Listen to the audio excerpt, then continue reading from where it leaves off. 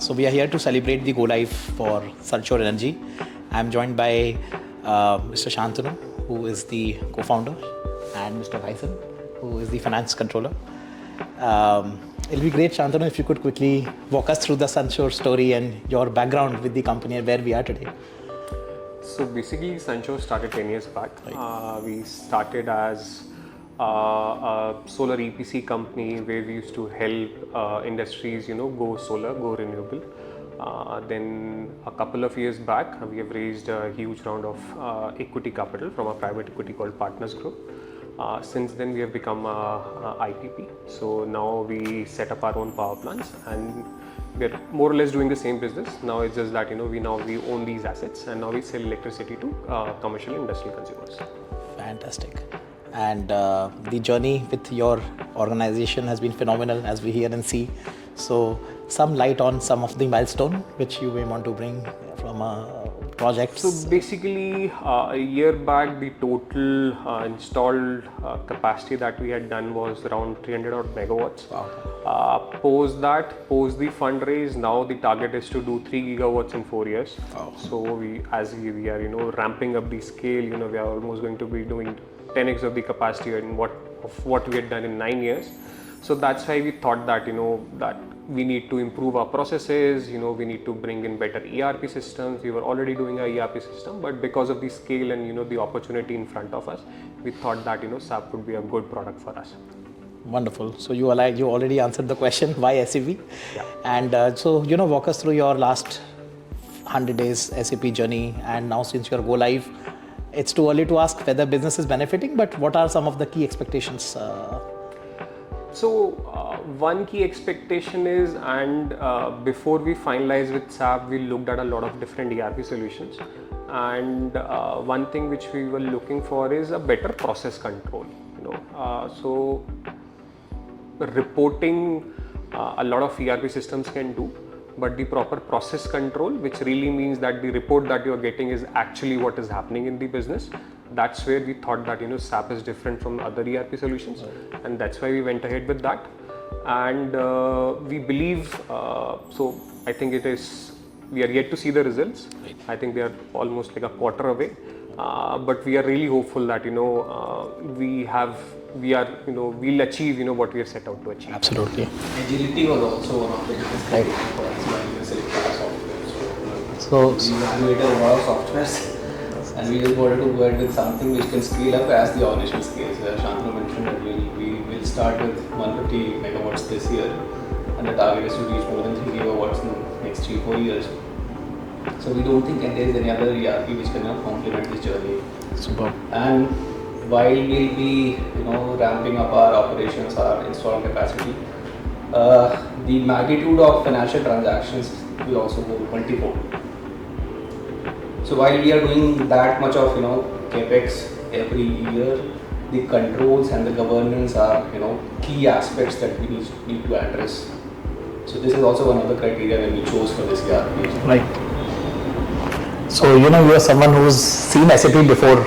Yeah. As well in your journey, as we spoke. So currently now, are you hoping to get some of the things moving? And from your role, how does it ease out? So definitely we are looking forward to have a lot of efficiencies coming into our processes through this, because and this is the expectations across the organization and even for our board and our investors.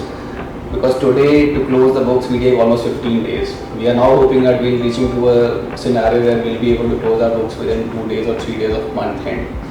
And then at the same time, the kind of manpower that we are today engaging to book our invoices, we look forward to harness the ERP to use it in such a manner that even if that scale of 200 to 2000 megawatts, I would probably not have to have people multiplying in that ratio.